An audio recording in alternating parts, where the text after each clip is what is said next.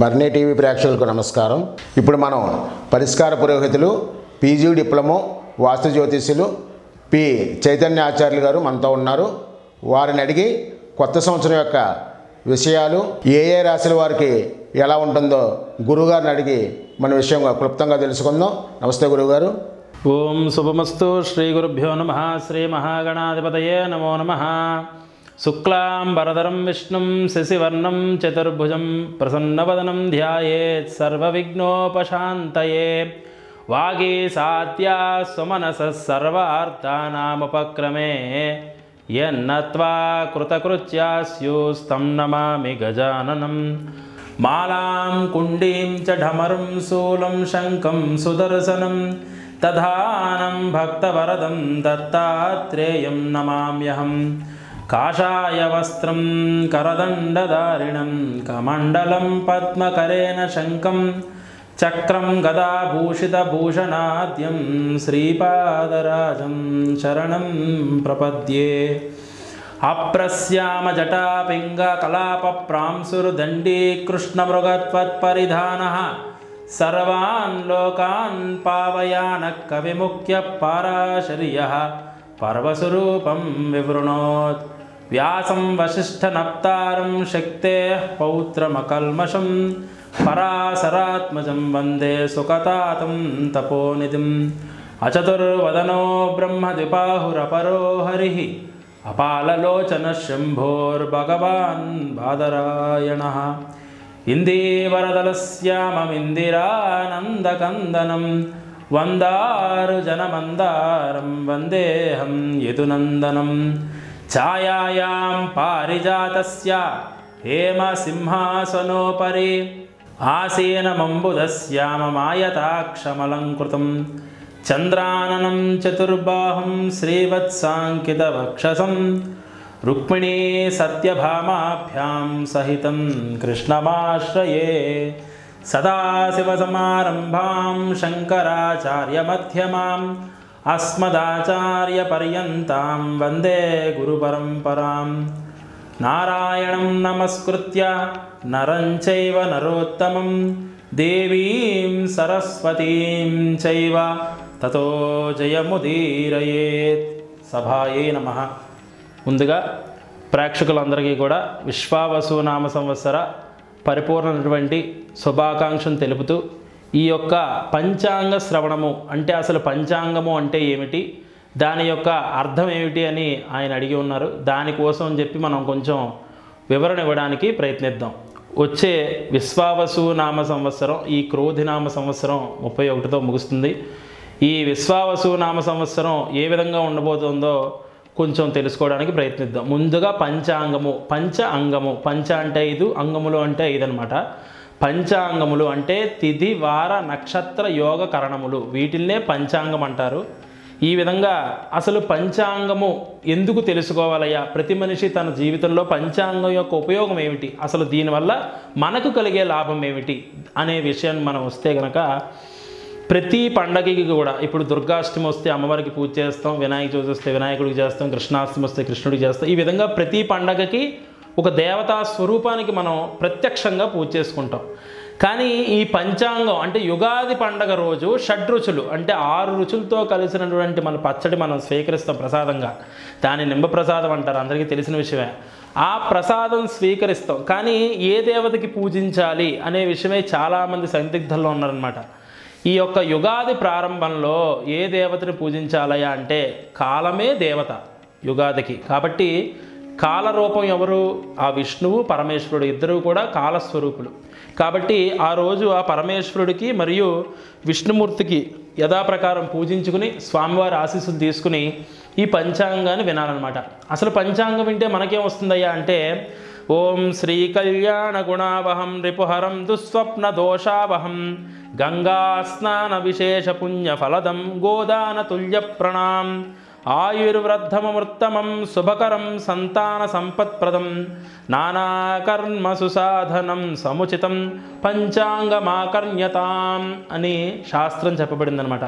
ఈ విధంగా శ్రీ కళ్యాణ గుణావహం అంటే ఆ లక్ష్మీదేవి యొక్క అనుగ్రహం సంపూర్ణంగా ఉండే విధంగా, రిపుహరం మనకు వచ్చేటువంటి ఆ బాధలన్నీ తొలగించుకోవడానికి ప్రయత్నంగా, దుస్వప్న దోషావహం అంటే దుస్వప్నాలు రాకుండా సుస్వప్నాలు మంచి కళలు వచ్చే విధంగా, దోషాలన్నీ తొలగిపోయే విధంగా, గంగా స్నాన విశేష పుణ్యఫలదం అంటే పంచాంగ శ్రవణం యోగాది రోజు ఎవరైతే వింటారో వాళ్ళకి గంగా స్నానం చేసిన ఫలితం వస్తుందని, గోదాన తుల్యప్రభం గోదానం చేసినటువంటి ఫలితం వస్తుందని, ఆయుర్వృద్ధం ఉత్తమం అంటే ఆయుష్ వృద్ధి అవుతుందని, శుభకరం అంతా శుభంగా ఉంటుందని, సంతాన సంపత్ప్రదం సంతానం కలుగుతుందని, నానాకర్మ సుసాధనం అంటే మనిషి తన జీవిత కాలంలో షడ్ కర్మలు అంటే 16 కర్మలు చేస్తాడంటే, అంటే పుట్టిన దగ్గర నుంచి చౌలము అంటారు అంటే పుట్టు వెంట్రుకలు తీయించడం దగ్గర నుంచి ఉపనయనము, అన్నప్రాసన, నామకరణ, బారసాల, ఉపనయనము, వివాహము, అలాగే ఉగ్రరథ శాంతి, భీమరథ శాంతి, సహస్ర చంద్ర దర్శనం, ఇంకా అనేక కర్మలు ఉంటాయండి. ఇవన్నీ కూడా 16 కర్మలను చెప్పబడి చెప్తుంది. ఇటువంటి నానా కర్మ సుసాధనం, ఇటువంటి కర్మలన్నింటికీ చేయడానికి మనకు ఒక సాధనం కావాలి. ఆ సాధనమే పంచాంగం చెప్పబడింది. కాబట్టి ఈ వచ్చే విశ్వావసు నామ సంవత్సరం పంచాంగం మనం తెలుసుకోవడానికి కొంచెం ప్రయత్నిద్దాం.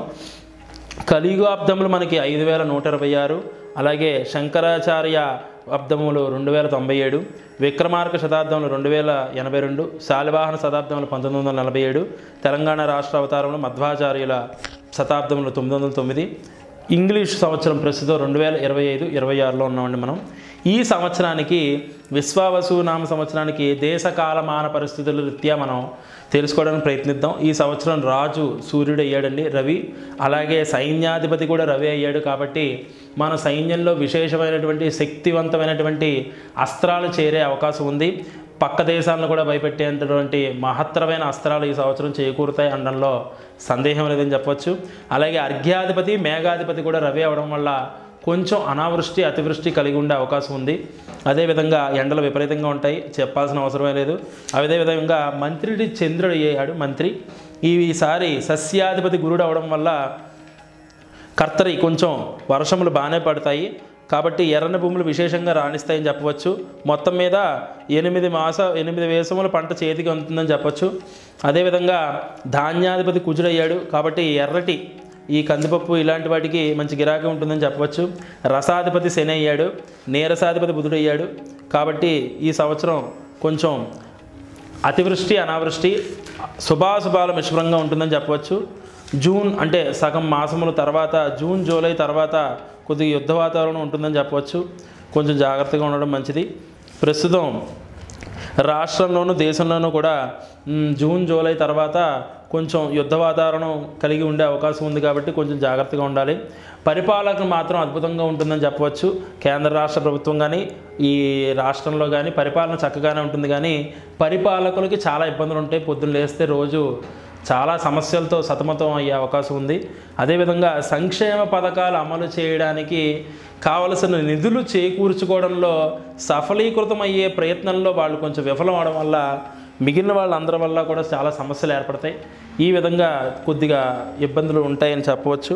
వస్తువుల ధరలు అధికంగా పెరిగిపోతాయి, చాలా పెరుగుతాయని చెప్పవచ్చు. ఆర్థికంగా కొంచెం ఇబ్బందులు ఉంటాయి. దానికి ముందుగా మనం సన్నద్ధమై ఉండాలి. అలాగే అంతరిక్ష పరిశోధనలు చాలా విజయవంతం అవుతాయని చెప్పవచ్చు. చేసే ప్రతి ఫలితం కూడా మనకి కలిసి వస్తుందని చెప్పవచ్చు. ప్రకృతి వైపరీత్యాలు కొంచెం అధికంగానే ఉంటాయి. జనాలందరూ కూడా జాగ్రత్తగా ఉండడం మంచిది. అదేవిధంగా నిర్మాణ రంగం కానీ, ఈ రియల్ ఎస్టేట్ వ్యాపారం కానీ, బంగారం ధరలు కానీ చాలా బాగా పెరుగుతాయని చెప్పవచ్చు. పాడి పరిశ్రమలు, పాల వ్యాపారాలు, చాలా చిన్న చిన్న పాల కొట్లు లాంటివి బాగా పెరుగుతాయని చెప్పవచ్చు. వర్షాలు బాగానే కురుస్తాయి, పర్వాలేదు. ఎండలు మాత్రం విపరీతంగా ఉంటాయి. కాబట్టి సినిమా పరిశ్రమ బాగా పెరుగుతుందని చెప్పవచ్చు. సినిమా పరిశ్రమలో కోట్లు ఆర్జిస్తారని చెప్పడంలో సందేహం లేదు. అన్ని రకాల పంటలు అభివృద్ధి అవుతాయి. ముఖ్యంగా ఈ ఆక్వాకు సంబంధించి పౌల్ట్రీ వ్యాపారస్తులు కూడా చాలా బాగుంటుందని చెప్పవచ్చు. ఎందుకంటే రవి రాజు అయ్యాడు కాబట్టి.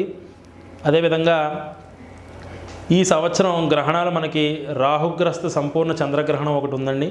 7వ తారీఖు 9వ నెల 2025 భాద్రపద శుద్ధ పౌర్ణమి నాడు.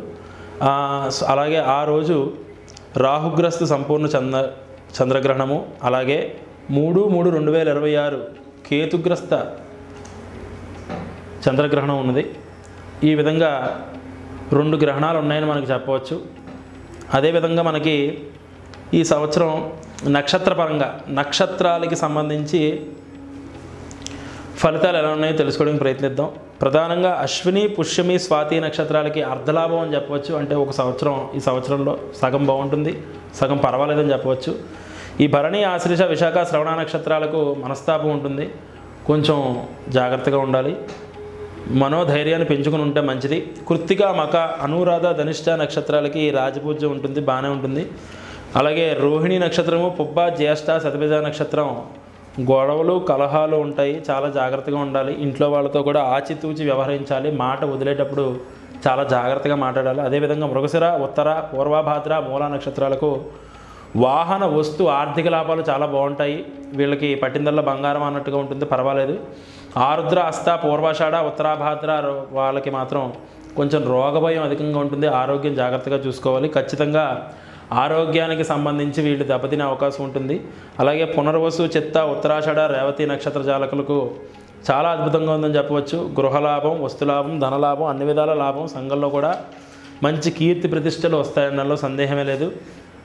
అదేవిధంగా మనకి ఈ యొక్క నక్షత్రాలు అశ్విని నక్షత్రం నుంచి మొదలుపెట్టి అశ్విని, భరణి, కృత్తిక, రోహిణి, మృగశిర, ఆర్ద్ర, పునర్వసు, పుష్యమి, ఆశ్లేష, మక, పుబ్బ, ఉత్తర, హస్త, చిత్త, స్వాతి, విశాఖ, అనురాధ, జ్యేష్ఠ, మక, మూల, పూర్వాషాఢ, ఉత్తరాషాఢ, శ్రవణం, ధనిష్ట, శతభిషం, పూర్వభాద్ర, ఉత్తరాభాద్ర, రేవతి.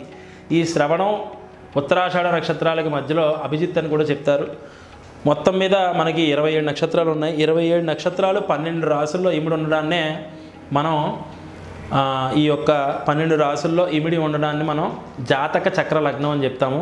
ఆ 12 రాసులు ఏమిటయ్యా అంటే మేషం మొదలుపెట్టి మీనం వరకు 12 రాసులు ఉంటాయండి మనకి.